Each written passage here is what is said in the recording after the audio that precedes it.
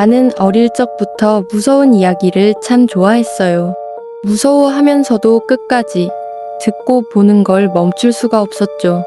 전설의 고향, 선생님이 들려주시던 괴담, 즐겨 읽던 공포 단편집까지, 심지어 사촌들이 놀러 오면 아이들이 모이고 저는 무서운 이야기를 들려주곤 했죠. 깜깜한 방 안에서 아이들은 무서워하면서도 깔깔 웃었고 저를 따라다녔어요. 저는 그런 시간이 참 좋았고 무서운 이야기를 들려주는 작은 이야기꾼이 된 것 같아 왠지 으슥했던 기억이 납니다. 그런데 그렇게 좋아하던 공포 이야기가 현실이 된 날이 있었습니다. 그날은 제가 고등학교를 다니던 시절, 지금으로부터 30년 전의 일이에요. 그땐 독서실을 끊어 다니는 학생들이 많았고 늦은 밤이면 봉고차가 시간표에 따라 학생들을 동네까지 데려다 주곤 했죠. 그날은 금요일이었고 밤늦게까지 독서실에 있다가 봉고차에 올라탔어요. 동네 앞에 도착하니 자정이 훌쩍 넘은 시간이었죠. 우리 집은 동네에서도 위쪽, 가파른 오르막길에 있었어요. 동네는 밤이 되면 더 음산했고 가로등조차 뜸하게 켜져 희미한 노란빛만 간신히 길을 비추곤 했죠.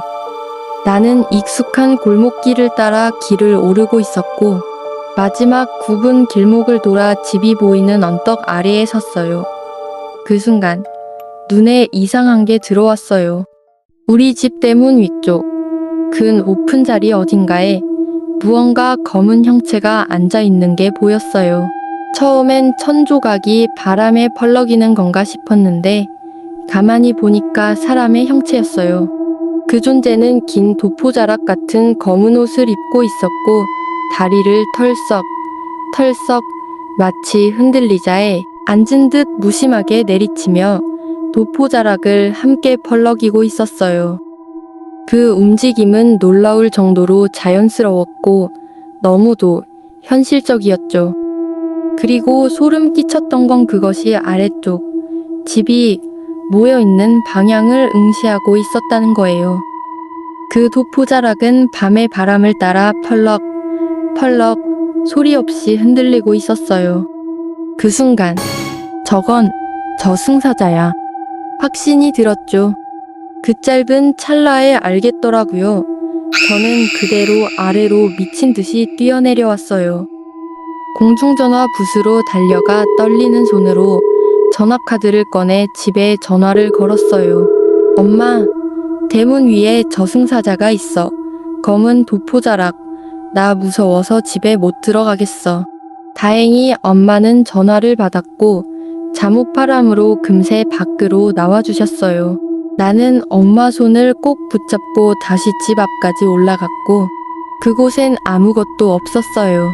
선명했던 그 존재는 흔적조차 남기지 않고 사라져 있었고 집 앞은 아무 일도 없었다는 듯 고요했어요. 엄마는 피곤해서 헛것본 거겠지 라고 말했지만 나는 아니에요. 그 도포자락의 펄럭임, 털썩 다리를 흔들던 그 움직임, 그리고 그가 바라보던 시선의 방향까지 전부 뚜렷하게 기억하고 있어요. 며칠 뒤 그가 바라보던 방향의 집에서 한 할머니가 돌아가셨다는 소식을 들었어요. 그 순간 온몸이 다시 한번 오싹해졌습니다. 혹시 그날 내가 본 그 존재는 그분을 데리러 온 게 아니었을까요? 후일담이지만 엄마는 그날 이후 한동안 대문 쪽을 제대로 쳐다보지 못하셨다고 하셨어요.